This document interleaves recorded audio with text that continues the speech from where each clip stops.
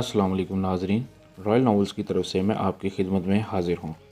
मज़ीद अच्छी वीडियोस देखने के लिए हमारे चैनल रॉयल नॉवेल्स को लाइक करें, सब्सक्राइब करें और शेयर करें। तो नाजरीन, जिस किसी के साथ भी कोई वाक़या पेश आया हो वो नीचे दिए गए डिस्क्रिप्शन में हमारा ईमेल है, वहाँ अपना वॉइस नोट के ज़रिए अपना वाक़या हमारे साथ शेयर करें। हम अगली वीडियो में उसका वाक़या नशर करेंगे। शुक्रिया।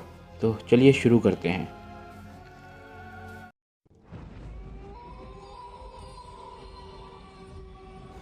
आज की कहानी का नाम है वो कौन था। बारिश इतनी तेज़ थी कि चंद फुट के फासले से भी कुछ दिखाई नहीं दे रहा था। अंधेरा मुकम्मल तौर पर छाया हुआ था। बादलों की गरज से दिल दहल रहे थे।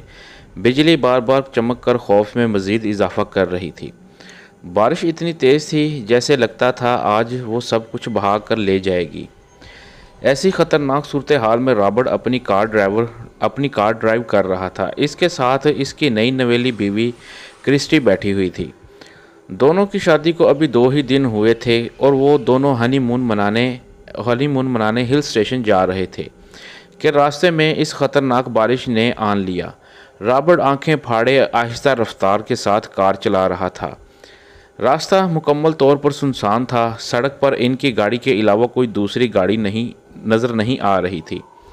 सड़क की एक जानिब बुलंद व बाला पहाड़ था तो दूसरी जानिब सैकड़ों फीट गहरी खाई थी। रॉबर्ट जानता था कि ज़रा सी बेएहतियाती ख़तरनाक हादसे का सबब बन सकती है, लिहाजा वो बहुत एहतियात के साथ अपनी कार ड्राइव कर रहा था। इसके साथ बैठी इसकी बीवी क्रिस्टी के चेहरे पर भी खौफ के आसार नुमायां थे। हिल स्टेशन पर हनीमून मनाने का ख्याल क्रिस्टी ने ही पेश किया था और अब क्रिस्टी अपने इस आइडिया पर पछता रही थी। बारिश बहुत तेज़ हो गई है, क्रिस्टी ने अपने चेहरे पर हार फेरते हुए रॉबर्ट से कहा। क्रिस्टी की बात सुनकर रॉबर्ट ने क्रिस्टी की जानिब देखा। क्रिस्टी का चेहरा खौफ से सफ़ेद पड़ गया था। रॉबर्ट ने प्यार से क्रिस्टी के कपकपाते होंठों पर अपना हाथ रखा और इसे तसल्ली दी।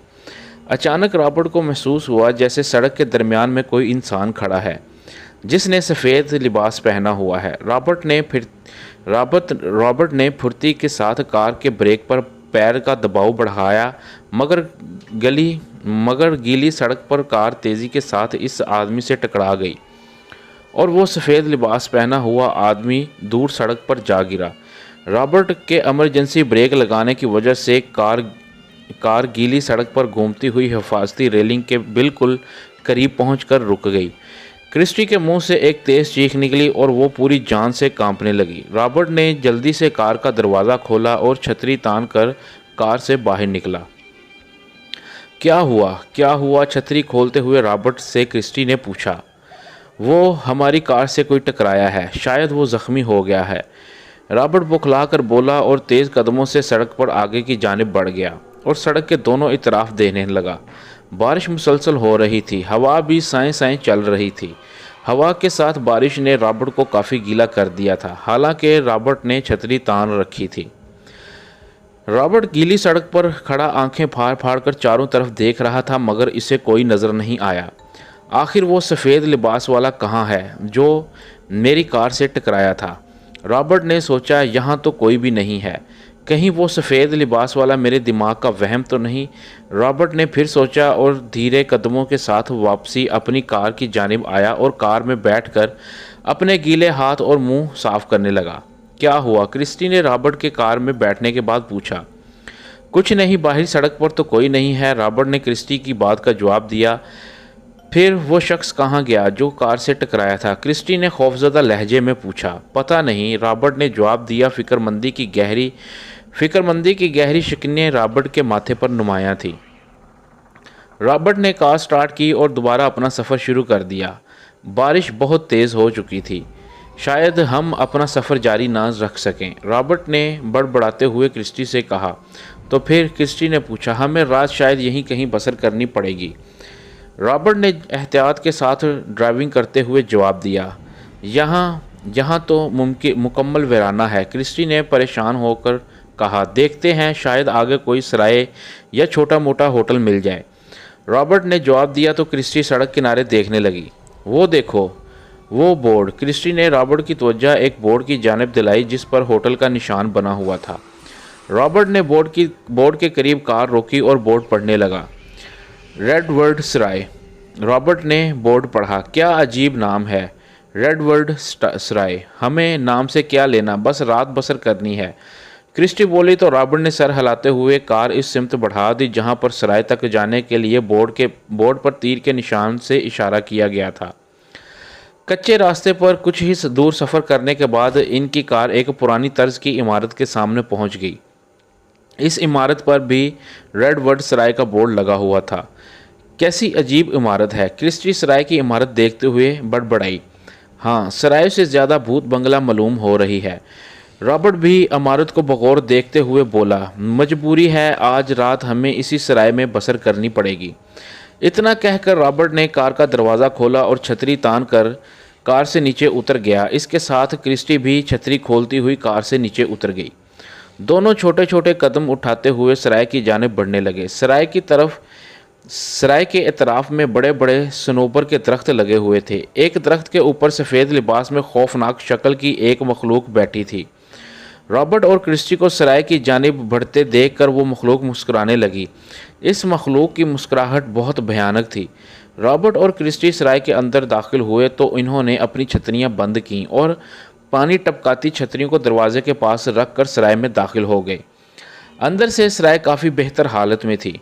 वो दोनों कदम उठाते हुए काउंटर पर पहुँचे। काउंटर पर एक बूढ़ा आदमी अपना सर काउंटर पर रखे सो रहा था। रॉबर्ट ने काउंटर बजाकर बड़े मियाँ को उठाया। आवाज़ सुनकर बड़े मियाँ ने अपनी गर्दन ऊंची की और आँखों के पपोटे उठाकर रॉबर्ट और क्रिस्टी की जानिब देखा तो रॉबर्ट और क्रिस्टी खौफजदा होकर 2 कदम पीछे हट गए, क्योंकि बड़े मियाँ की आंखें नहीं थीं बल्कि आंखों की जगह 2 घड़े थे। रॉबर्ट और क्रिस्टी खौफजदा नज़रों से बड़े मियाँ को घूर रहे थे। इनकी ज़बान गुंग हो गई थी। वो दोनों इंतहाई खौफजदा लग रहे थे। बड़े मियाँ ने अपने हाथों को अपनी आंखों पर रखा और आंखें मसलने लगे। क्या बात है, बड़े मियाँ ने आंखें मसलने के बाद रॉबर्ट और क्रिस्टी की जानिब देखते हुए पूछा। रॉबर्ट और क्रिस्टी इंतहाई हैरानगी से बड़े मियाँ को घूर रहे थे, क्योंकि अब बड़े मियाँ की आंखें बिल्कुल सही हो गई थीं। आपकी आंखें, रॉबर्ट ने बड़े मियाँ की आंखों की जानिब इशारा करके कहा। क्या हुआ मेरी आंखों को? बड़े मियाँ अपने बाएं हाथ से अपनी बाएं आंख बाहर निकाली और आंख को हथेली पर रख कर देखने लगे। ये क्रिस्टी खौफ से कांपने लगी। ये पत्थर की आंख, मेरी ये आंख एक हादसे में ज़ाया हो गई थी। जब से मैं ये पत्थर की आंख का इस्तेमाल कर रहा हूँ, मेरी दाएं आंख सही है। बड़े मियाँ ने अपनी आंख दोबारा लगाते हुए जवाब दिया, लेकिन अभी तो आपकी दोनों आंखें नहीं थी। रॉबर्ट हकलाया। बड़े मियाँ ने अपने पोपले मुंह से कहका लगाया। कैसी बातें कर रहे हैं आप? भला आंखों के बगैर भी कोई देख सकता है? क्रिस्टी बेहद खौफजदा थी। इसे ये सराय आसेबज़दा लग रही थी। रॉबर्ट को भी ये सराय पसंद नहीं आई, मगर मजबूरी थी। इन्हें हर हालत में आज की रात इसी सराय में बसर करना थी। हमें एक कमरा चाहिए, रॉबर्ट ने अपने हवासों को पर काबू रखते हुए कहा। मिल जाएगा कमरा, इस मौसम में सराय खाली ही रहती है। बड़े मियाँ बड़बड़ाए और एक बड़ा सा रजिस्टर रॉबर्ट के सामने रख दिया। नाम पता लिख दो, बड़े मियाँ रॉबर्ट को कलम देते हुए बोले। रॉबर्ट ने रजिस्टर खोला और अपना नाम पता लिखने लगा। इसी वक्त एक बड़ी सी स्याह मकड़ी छत से सीधी रॉबर्ट के हाथ पर गिरी। रॉबर्ट के मुंह से एक चीख निकल गई और वो बोला और बुखलाकर अपने हाथ झटकते हुए काउंटर से पीछे हट गया। रॉबर्ट के हाथ झटकने की वजह से मकड़ी इसके हाथ पर से गिर गई और काउंटर पर रेंगने लगी। क्रिस्टी भी इतनी बड़ी मकड़ी को देखकर शदीद खौफजदा हो गई थी। जलील कमीनी, तुझे बहुत जल्दी है, बड़े मियाँ गुस्से से चीखे और रजिस्टर उठाकर मकड़ी पर दे मारा। रजिस्टर की ज़रब से मकड़ी के टुकड़े हो गए और काउंटर पर इसका स्याही माइल सुर्ख खून फैल गया। बड़े मियाँ ने मकड़ी को मारने के बाद इसकी लाश अपनी उंगलियों की मदद से उठाई और रॉबर्ट के चेहरे के सामने इतनी बड़ी मकड़ी देखकर रॉबर्ट भी खौफजदा हो गया था। बड़े मियाँ ने मकड़ी की लाश को डस्टबिन में फेंका और एक पुराना कपड़ा निकालकर काउंटर पर मकड़ी का खून साफ करने लगा। यहाँ मकड़ियाँ काफ़ी हैं, दरअसल करीब में जंगल है, इसलिए ये कीड़े मकोड़े सराय में आ जाते हैं, बड़े मियाँ ने कहा। फिर बड़े मियाँ ने एक गैर मानूस सी आवाज़ निकाली। बड़े मियाँ की आवाज़ सुनकर काउंटर के पीछे बने कमरे से एक लड़की नमूदार हुई और बड़े मियाँ के पास आकर खड़ी हो गई। इन दोनों को ऊपर वाले कमरे में पहुंचा दो। बड़े मियाँ ने काउंटर की दराज से चाबी निकाल कर लड़की को देते हुए कहा, लड़की ने बड़े मियाँ साहब से चाबी ली। फिर वो काउंटर से बाहर आई और इसने रॉबर्ट और क्रिस्टी को अपने पीछे आने का इशारा किया। रॉबर्ट और क्रिस्टी ट्रांस की हालत में इस लड़की के पीछे पीछे चलने लगे। लकड़ी का जीना जलते हुए रॉबर्ट और क्रिस्टी को अजीब सा एहसास हुआ। लकड़ी का जीना इनके हर कदम के साथ चरचर की आवाज़ निकाल रहा था। सन्नाटे में जीना की चरचर की आवाज़ बड़ी भयानक लग रही थी। दूसरी मंजिल पर पहुंचकर लड़की ने एक कमरे का दरवाज़ा खोला और अंदर दाखिल हो गई। रॉबर्ट और क्रिस्टी भी इस लड़की की तकलीद करते हुए कमरे में दाखिल हो गए। रॉबर्ट और क्रिस्टी के कमरे में दाखिल होते ही कमरे का दरवाज़ा खुद ब खुद बंद हो गया। कमरे का दरवाज़ा बंद होते ही दरवाजे पर एक इंसानी शक्ल नमूदार हुई जिसके चेहरे पर तबस्सुम लिखा था। इस इंसानी शक्ल के बड़े बड़े दांतों से खून टपक रहा था। थोड़ी देर वो इंसानी शक्ल दरवाजे में रही, फिर गायब हो गई। अंदर कमरे में दाखिल होकर रॉबर्ट और क्रिस्टी ने कमरे पर एक तायराना नज़र डाली। कमरा साफ़ सुथरा था। इस्तेमाल की तमाम चीज़ें कमरे में मौजूद थीं। जहाज़ी साइज़ के बेडरूम पर सफ़ेद चादर बिछी हुई थी और इस सफ़ेद चादर पर सुर्ख रंग से एक इंसानी शक्ल बनी हुई थी। कैसी अजीब चादर है, क्या तुम ये चादर बदल सकती हो? रॉबर्ट सहरी के पास आते हुए बोला। अभी स्टॉक में कोई चादर नहीं है, रात इसी चादर के साथ बसर करना पड़ेगी, लड़की ने जवाब दिया। फिर कमरे की चाबी क्रिस्टी के हवाले की और इसकी जानिब झुकी और आहिस्ता से कहने लगी, रात को ज़रा ध्यान से सोना। इतना कहकर लड़की कमरे से बाहर चली गई। क्रिस्टी परेशान के आलम में रॉबर्ट के करीब आई। रॉबर्ट, मुझे ये जगह पुरअसरार लग रही है। क्रिस्टी बोली, लग तो मुझे भी रही है, मजबूरी है। आज रात हमें हर हालत में यहीं बसर करनी है, रॉबर्ट ने जवाब दिया। वो लड़की कह रही थी कि रात को ज़रा ध्यान से सोना। क्रिस्टी ने लड़की की बात रॉबर्ट के कान में डाली। हनीमून टूर पर सोता कौन कमबख्त है? रॉबर्ट की आवाज़ खमार आलूद हो गई तो क्रिस्टी शर्मा गई। रॉबर्ट ने आगे बढ़कर क्रिस्टी को पकड़ लिया और अपने सीने से लगा लिया। फिर इसके होंठ क्रिस्टी के होंठों को गिरफ्त में लेने के लिए पेशकदमी करने लगे तो क्रिस्टी ने रॉबर्ट को ज़ोर का धक्का दिया तो रॉबर्ट पीठ के बल मुसहरी पर गिर पड़ा। क्रिस्टी ने एक कहका लगाया मगर इसका कहका इसके हल्क में ही दब कर रह गया, क्योंकि रॉबर्ट के मुसहरी पर गिरने से हल्की सी चीख की आवाज़ कमरे में गूंजी थी, जैसे कि रॉबर्ट के गिरने से किसी को तकलीफ़ हुई हो, मगर ये आवाज़ रॉबर्ट की नहीं थी। रॉबर्ट बौखलाकर मुसहरी से उठा और क्रिस्टी के बराबर आकर खड़ा हो गया। यह आवाज़ कैसी थी? क्रिस्टी ने बुखरा कर पूछा। पता नहीं, मुझे ऐसा लगा जैसे मुसहरी चीखी हो, रॉबर्ट बोला और फिर हिम्मत करके मुसहरी की जानिब बढ़ा और मुसहरी को हाथ से दबा कर देखने लगा। मुसहरी से अब कोई आवाज़ बुलंद नहीं निकली। शायद ये हमारा वहम था, हम पर यहाँ का माहौल असर हो रहा है, रॉबर्ट बड़बड़ाया। तुम फ्रेश हो जाओ। थोड़ी देर बाद रॉबर्ट ने क्रिस्टी से कहा तो क्रिस्टी सर हिलाते हुई बाथरूम की जानिब बढ़ गई। रात का न जाने कौन सा पहर था कि क्रिस्टी की आंख खुल गई। इसे बेचैनी हो रही थी। कमरे में नाइट बल्ब की मध्यम रोशनी फैली हुई थी। क्रिस्टी को अजीब सा एहसास हो रहा था।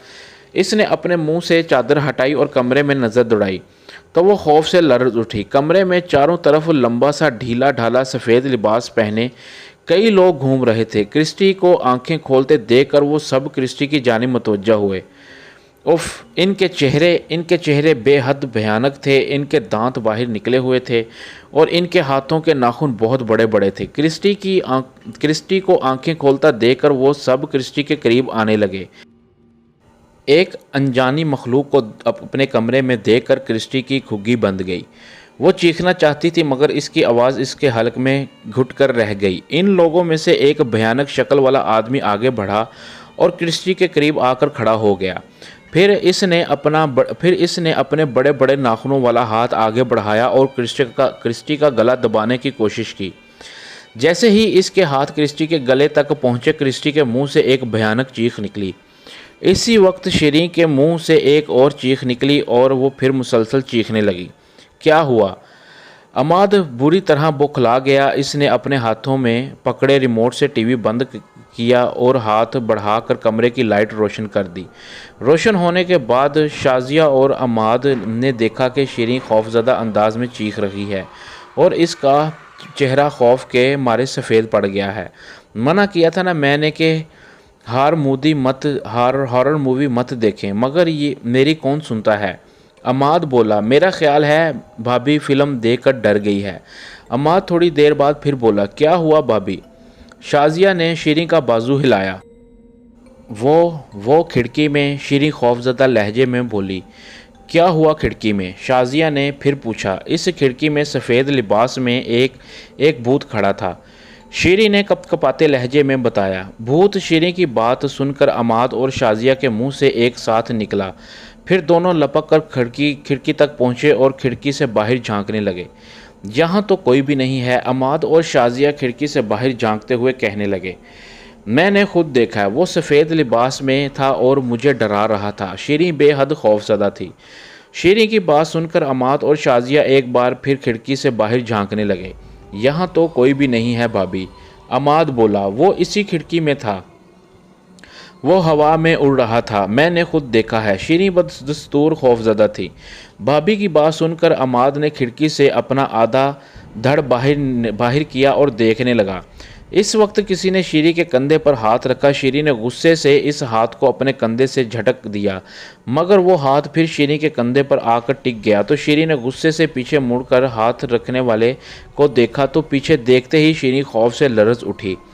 اس کے منہ سے ایک بار پھر بھیانک چیخ نکل گئی، کیونکہ شیریں کے کندھے پر ہاتھ رکھنے والا کوئی انسان نہیں تھا، بلکہ وہ سفید چادر اوڑھے ایک بھوت تھا۔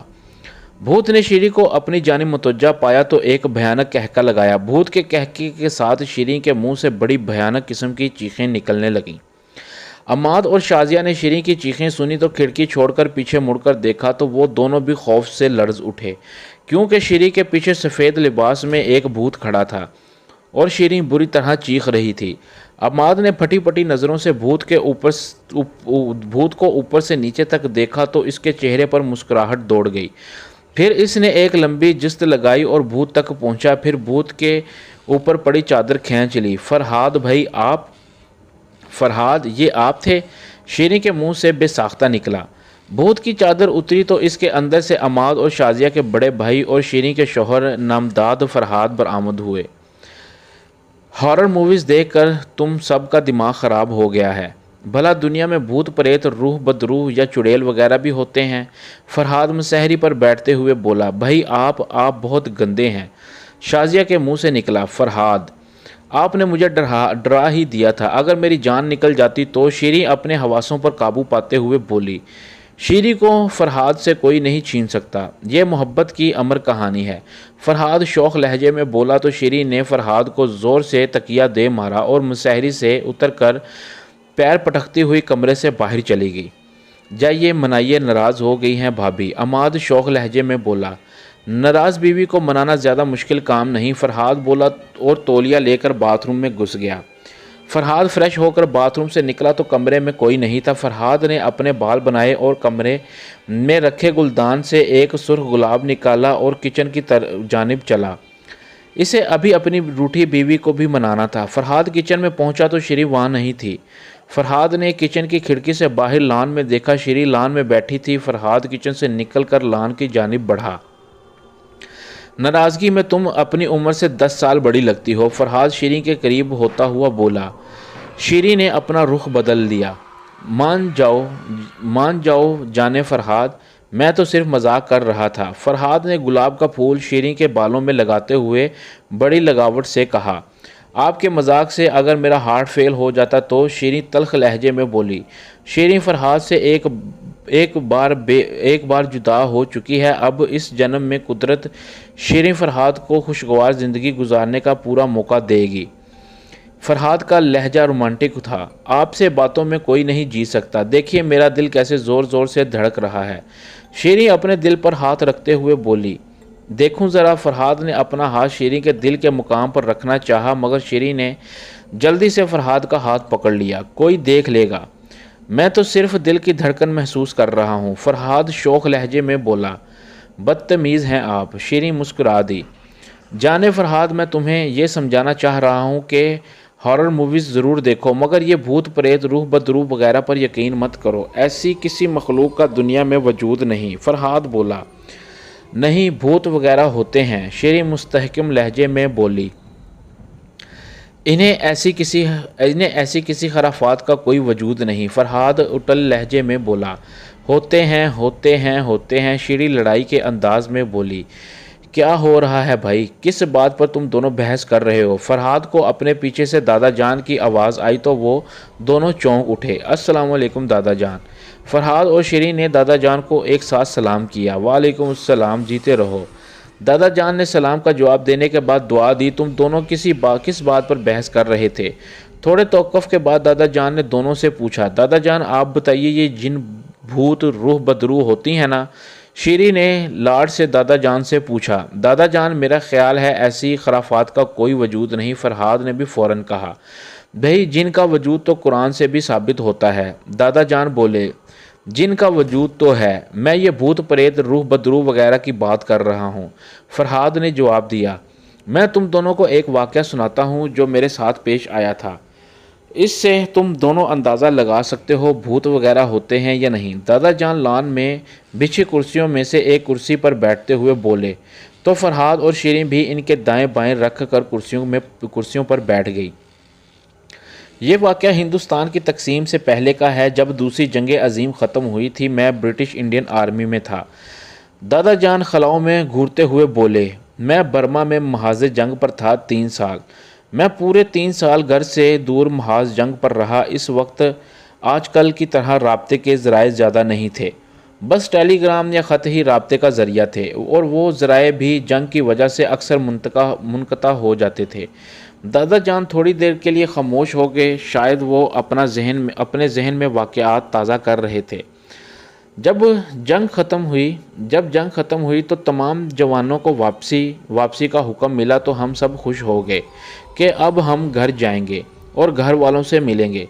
3 سال کا عرصہ بہت بڑا ہوتا ہے، ہم لوگ گھر والوں کی آواز کو بھی ترس گئے تھے، لہٰذا جنگ بند ہونے کی ہم سب کو بے حد خوشی تھی۔ ہر جوان خوشی سے نہال ہو رہا تھا، میں بھی بے حد خوش تھا۔ اکثر نوجوانوں نے گھر والوں کو خط لکھے، اپنے آنے کی اطلاع دی، مگر میں نے سوچا کہ اچانک گھر پہنچ کر سب کو سرپرائز دوں گا۔ میرے اس طرح اچانک پہنچنے پر سب لوگ حیرت زدہ رہ جائیں گے، شاید اماں تو کچھ دیر کے لیے خدا کا شکر ادا کرنا بھول جائیں، اور ابا جان تو دوڑ کر مجھے گلے سے لگا لیں گے، اور زبیدہ تمہاری دادی جان کچھ دیر کے لیے خاموش ہو گئے۔ دادا جان کچھ دیر کے لیے خاموش ہو گئے، ان کی آنکھیں بھیگ گئیں، شاید انہیں اپنے گھر والے یاد آنے لگے۔ شیری نے ہاتھ بڑھا کر اپنے دوپٹے سے دادا جان کے آنسو صاف کیے اور گلاس میں پانی بھر کر دادا جان کو دیا۔ دادا جان نے تشکر بھری نظروں سے شیری کی جانب دیکھا اور پانی کا گلاس لے لیا اور تھوڑا تھوڑا کر کے گلاس کا سارا پانی پی لیا۔ سب کو سرپرائز دینے کے چکر میں نے گھر اپنی آمد کی اطلاع نہیں دی تھی اور اچانک پہنچنے کی ٹھان لی۔ جب میں ٹرین سے اپنے گاؤں کے قریبی اسٹیشن پر اترا تو آدھی رات بیت چکی تھی۔ اس چھوٹے سے اسٹیشن پر اترنے والا میں واحد آدمی تھا۔ وہ اسٹیشن عموماً ویران ہی رہتا تھا۔ اسٹیشن پر ٹرین کو جھنڈی دکھانے والا ریلوے کا ملازم بھی ٹرین کے روانہ ہوتے ہی نہ جانے کہاں غائب ہو گیا۔ اسٹیشن سے ہمارا گاؤں کوئی 5-6 کوس کے فاصلے پر تھا۔ یہ فاصلہ زیادہ نہیں تھا، مگر برسات کے موسم میں اور اندھیری رات میں جبکہ گاؤں جانے والے راستے میں جنگل بھی آتا ہو یہ فاصلہ کافی لگ رہا ہے۔ اندھیری رات میں جبکہ گاؤں جانے والے راستے میں جنگل بھی آتا ہو تو یہ فاصلہ کافی لگتا ہے۔ میں کچھ دیر اسٹیشن پر کھڑا رہا کہ شاید کوئی انسان نظر آ جائے، مگر وہاں کوئی نہیں تھا۔ آخر کار خدا کا نام لے کر میں نے اپنا فوجی ٹرنک اٹھایا اور فوجیوں کی طرح لیفٹ رائٹ کرتا ہوا اسٹیشن سے باہر آیا۔ اسٹیشن کے باہر کچی بگڈنڈی جو میرے گاؤں تک جاتی تھی، اس بگڈنڈی پر کوئی سواری نہ تھی، بلکہ کچی بگڈنڈی بھی مشکل ہی سے نظر آ رہی تھی۔ شاید دن میں بارش ہوئی تھی، اس لیے جگہ جگہ چھوٹے موٹے گڑھوں میں پانی بڑا ہوا تھا۔ آسمان پر بھی بادل چھائے ہوئے تھے، ان بادلوں سے کبھی کبھی چاند اپنا چہرہ نکال کر زمین پر اپنی چاندنی بکھیرتا تو راستہ نظر آنے لگتا، ورنہ گھپ اندھیرا چھا جاتا۔ میں نے کچھ دیر سوچا اور پھر اپنا سامان ہاتھ میں پکڑ کر فوجیوں کی طرح چلنے لگا۔ میرے پاس روشنی کا انتظام بھی نہیں تھا، لہٰذا جب چاند اپنا منہ بادلوں سے باہر نکالتا تو مجھے راستہ نظر آنے لگتا اور میں تیز تیز قدموں سے فاصلہ طے کرنے لگتا، اور جب چاند بادلوں کی اوٹ میں چھپ جاتا تو میں اندازے سے آہستہ رفتار کے ساتھ چلنے لگتا۔ ابھی بھی کچھ ہی دور چلا تھا کہ اچانک مجھے خوفناک آواز سنائی دی۔ ایسا لگا جیسے کوئی ڈھول بجا رہا ہو یا شاید کوئی اپنے چوڑے سینے کو پیٹ رہا ہو۔ اندھیرے میں اور جنگل کے بھیانک سناٹے میں یہ آواز بہت خوفناک لگ رہی تھی۔ میرا دل زور زور سے دھڑک رہا تھا۔ اس جنگل کے متعلق ہمارے گاؤں میں عجیب و عجیب داستانیں مشہور تھیں، لہٰذا میرا گھبرانا فطری عمل تھا۔ میں آنکھیں پھاڑے چاروں طرف دیکھ رہا تھا اور اندازہ لگانے کی کوشش کر رہا تھا کہ یہ آوازیں کہاں سے آ رہی ہیں۔ اسی وقت چاند نے بھی اپنا منہ بادلوں میں چھپا لیا اور چاروں طرف اندھیرا چھا گیا۔ ایسے اندھیرے میں وہ آوازیں بہت بھیانک لگ رہی تھیں۔ اچانک میری نظر سامنے کی جانب اٹھی تو میں خوف سے لرز اٹھا۔ میرے سامنے دو انگارے فضا میں اڑتے چلے آ رہے تھے۔ ایسا لگتا تھا کہ جیسے دو جلتے ہوئے کوئلے ہیں جو ہوا میں اڑتے ہوئے میری جانب بڑھ رہے ہیں۔ میں بہت زیادہ گھبرا گیا۔ لوہے کا ٹرنک میرے ہاتھ سے چھوٹ کر زمین پر گر پڑا۔ میں پھٹی پھٹی نظروں سے ان دو انگاروں کو اپنی جانب بڑھتے دیکھ رہا تھا۔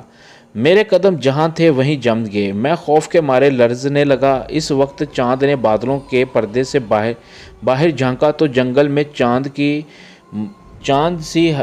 کی ہلکی سی روشنی پھیل گئی۔ چاند کی اس ہلکی روشنی میں نے دیکھا کہ مجھ سے 10-12 فٹ کے فاصلے پر ایک بہت بڑا ریچھ کھڑا ہے جو بار بار اپنے لمبے ہاتھ اپنے سینے پر مار رہا ہے۔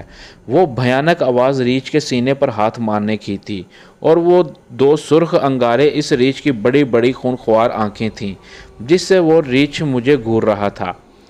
اپنے سامنے اتنے بڑے ریچھ کو دیکھ کر میری گھگی بند گئی اور میں تھر تھر کانپنے لگا۔ وہ ریچھ مجھے گھورتا ہوا میری جانب بڑھنے لگا۔ مجھے اپنی موت یقینی نظر آ رہی تھی۔ میں گھبرا کر بھاگ جانا چاہتا تھا مگر میری ٹانگوں نے میرا ساتھ نہیں دیا اور میں اپنی جگہ پر کھڑا کانپتا رہا۔ ریچھ لمحہ بہ لمحہ میرے قریب آتا جا رہا تھا۔ اس سے پہلے کہ ریچھ مجھ پر حملہ کرتا، اچانک سفید دھوتی اور کرتے میں ملبوس ایک شخص میرے اور ریچھ کے درمیان آ گیا۔ وہ شخص کہاں سے آیا میں یہ نہیں دیکھ سکا، مگر اس شخص کو دیکھتے ہی وہ ریچھ گھبرا گیا اور چیختا ہوا جنگل کی جانب بھاگ گیا۔ بھاگنے کے بعد وہ شخص میری جانب مڑا تو میں نے دیکھا وہ فضل بابا تھے، ہمارے بہت پرانے نوکر۔ انہیں نوکر نہیں کہنا چاہیے بلکہ وہ ہمارے گھر کے ایک فرد تھے۔ مجھے انہوں نے ہی پالا تھا۔ بچپن میں میرا زیادہ وقت فضل بابا کے ساتھ ہی گزرتا تھا۔ ارے فضل بابا آپ یہاں؟ میں نے حیرت سے پوچھا۔ منا آنے سے پہلے خبر کر دیتے تو گھر سے کوئی اسٹیشن آ جاتا، فضل بابا نے مجھ سے کہا۔ وہ سب کو اچانک خوشی دینے کے چکر میں یہ حماقت کر بیٹھا کہ گھر اطلاع نہیں تھی۔ میں نے شرمندہ لہجے میں جواب دیا، مگر آپ اتنی رات گئے یہاں کیا کر رہے ہیں؟ جواب دینے کے بعد میں نے فضل بابا سے پوچھا، بس ہمارا دل گھبرا رہا تھا اس لیے ادھر آ گئے، اور اچھا ہی ہوا نا، ورنہ یہ بھیانک ریچھ نہ جانے کیا کر دیتا، فضل بابا نے کہا، اور زمین پر گرا میرا لوہے کا بھاری ٹرنک ایک ہاتھ سے اٹھایا اور اپنے سر پر رکھ لیا۔ ارے فضل بابا یہ مجھے دیجیے۔ میں نے فضل بابا سے ٹرنک لینے کی کوشش کی۔ نا منا تم تھک کر آئے ہو اور ہم بھی ابھی اتنے بوڑھے نہیں ہوئے کہ اس ٹرنک کا وزن نہ اٹھا سکیں، فضل بابا نے جواب دیا اور ٹرنک سر پر رکھ کر گاؤں کی جانب چلنے لگے۔ فضل بابا کے چلتے ہی میں نے قدم بڑھائے اور فضل بابا کے ساتھ چلنے لگا۔ چلتے چلتے میں نے فضل بابا کو غور سے دیکھا، وہ بہت بوڑھے ہو چکے تھے۔ حالانکہ جب میں محاذ جنگ پر جا رہا تو فضل بابا کافی صحت مند تھے، مگر اب ان 3 سالوں میں فضل بابا کی صحت بالکل تباہ ہو چکی تھی اور وہ بہت دبلے پتلے نظر آ رہے تھے۔ ان کے ہاتھ اور پیر کسی سوکھی لکڑی کے مانند لگ رہے تھے، مگر اس کے باوجود فضل بابا اپنی سر پر بھاری ٹرنک رکھے تیز تیز قدموں سے فاصلہ طے کر رہے تھے۔ مجھے ان کا ساتھ دینے میں کافی دقت ہو رہی تھی، لہٰذا میں نے فضل بابا سے کہا، بابا تھوڑا دھیرے چلو، اذان ہونے سے پہلے گاؤں پہنچنا ہے، بس اذان تک کی مہلت ہے۔ فضل بابا نے کہا، مہلت کس چیز کی مہلت؟ ہمیں اذان سے پہلے کیوں گاؤں پہنچنا ہے؟ کیا فجر کی اذان کے بعد گاؤں میں داخلہ منع ہے؟ میں نے حیران ہو کر پوچھا۔ گاؤں پہنچ کر تمہیں سارے سوالوں کا جواب مل جائے گا، فضل بابا نے جواب دیا اور تیز تیز قدم اٹھانے لگے۔ مجبوراً میں بھی تیز چلنے لگا۔ چلتے چلتے ہم لوگ گاؤں کے قبرستان تک پہنچ گئے۔ 3 سال پہلے جب میں یہاں سے گیا تھا تو قبرستان بہت مختصر تھا، مگر اب قبرستان کا رقبہ کافی بڑا ہو گیا تھا۔ پگڈنڈی کے دونوں طرف قبریں ہی قبریں تھیں۔ قبرستان تو بہت بڑا ہو گیا ہے، ہر طرف قبریں ہی قبریں بن گئی ہیں۔ میں نے قبرستان کے درمیان سے گزرتے ہوئے فضل بابا سے پوچھا، پچھلے سال ہیضے کی وبا پھیل گئی تھی، گاؤں کے گاؤں خالی ہو گئے، قبرستان بھرتے گئے اور گاؤں خالی ہوتے گئے۔ فضل بابا سرد آہ بھرتے ہوئے بولے۔ میں نے ہنکارا بھرا اور چاند کی روشنی میں قبرستان پر ایک نظر دوڑائی۔ ہر سو سناٹا چھایا ہوا تھا، کبھی کبھی کسی جھینگر کی آواز سناٹے کو چیرتی ہوئی محسوس ہوتی۔ ایسے پر خوف ماحول میں ہم قبرستان کے درمیان سے گزر رہے تھے۔ چلتے چلتے اچانک مجھے ایسا محسوس ہوا کہ کسی نے میرا پیر پکڑ لیا ہو۔ میں نے زور لگا کر اپنا پیر چھڑانا چاہا، مگر پکڑنے والے کی گرفت بہت مضبوط تھی۔ میں اپنی جگہ سے بالکل نہیں ہل سکا۔ میں نے نیچے کی جانب دیکھا، میرا پیر کسی چیز میں اٹکا ہے تو میں خوف سے لرز اٹھا۔ ایک قبر کے سرہانے کفن میں لپٹی ایک لڑکی بیٹھی تھی۔ اس کا چہرہ مجھے آج تک یاد ہے۔ اس کا چہرہ مکمل سفید تھا۔ اس کے کفن اور چہرے کا رنگ ایک جیسا تھا، مکمل سفید۔ اس کے لمبے لمبے ناخن تھے اور اس کے دانت بڑے بڑے اور اس کے منہ سے باہر نکلے تھے۔ اس لڑکی نے میرا دایاں پیر اپنے مضبوط ہاتھ سے پکڑا ہوا تھا۔ یہ دیکھ کر میرے منہ سے ایک چیخ نکل گئی۔ میری چیخ سن کر فضل بابا جو آگے چل رہے تھے رک گئے اور انہوں نے پلٹ کر دیکھا اور اس چڑیل لڑکی کو دیکھ کر فضل بابا کا چہرہ سرخ ہو گیا۔ انہوں نے لوہے کا ٹرنک زمین پر رکھا اور زمین پر سے چند کنکریاں اٹھائیں اور اس لڑکی کو مارتے ہوئے کہنے لگے، ہمراہ منع ہے، یہ اس کی جانب دیکھنا بھی نہیں۔ فضل بابا کی ماری کنکڑیاں جب اس چڑیل نما لڑکی کے لگیں تو وہ چیختی ہوئی اپنی کمر میں اتر گئی۔ میں خوف کے مارے تھر تھر کانپ رہا تھا۔ فضل بابا نے آگے بڑھ کر میرا ہاتھ پکڑا اور مجھے آگے بڑھنے میں مدد دی۔ اس لڑکی کو ایک لڑکے نے دھوکہ دیا تھا اور اسے جان سے مار دیا تھا، بس جب سے یہ ہر جوان لڑکے کی دشمن بن گئی ہے۔ چلتے چلتے فضل بابا نے بتایا اور میرا ہاتھ پکڑ کر چلنے لگے۔ فضل بابا کا ہاتھ ایک دم ٹھنڈا تھا۔ ان کا ہاتھ اتنا ٹھنڈا تھا کہ مجھے سردی سی محسوس ہونے لگی۔ فضل بابا، آپ کا ہاتھ اتنا ٹھنڈا کیوں ہے؟ میں نے فضل بابا سے اپنا ہاتھ چھڑاتے ہوئے پوچھا۔ موسم ٹھنڈا ہے نا منا، فضل بابا نے جواب دیا۔ میں اتنا خوف زدہ تھا کہ ان سے یہ بھی نہ پوچھ سکا کہ موسم اگر ٹھنڈا ہے تو میرے ہاتھ کیوں ٹھنڈے نہیں ہو رہے۔ چلو منا، جلدی چلو، اذان ہونے والی ہے، فضل بابا نے کہا اور تیز تیز قدم اٹھانے لگے۔ ان کا ساتھ دینے کے لیے مجھے تقریباً دوڑنا پڑ رہا تھا۔ اذان کی کیا بات ہے فضل بابا؟ آخر آپ اذان سے پہلے گاؤں کیوں پہنچنا چاہتے ہیں؟ میں نے پھولی ہوئی سانسوں کے ساتھ فضل بابا سے پوچھا۔ یہ تمہیں گاؤں پہنچ کر معلوم ہو جائے گا، فضل بابا تیز قدم اٹھاتے ہوئے بولے تو میں خاموش ہو گیا۔ جب ہم گاؤں میں داخل ہوئے تو گاؤں کی مسجد سے فجر کی اذان کی آواز بلند ہوئی۔ اذان کی آواز کے ساتھ ہی فضل بابا بڑے برے طریقے سے گھبرا گئے۔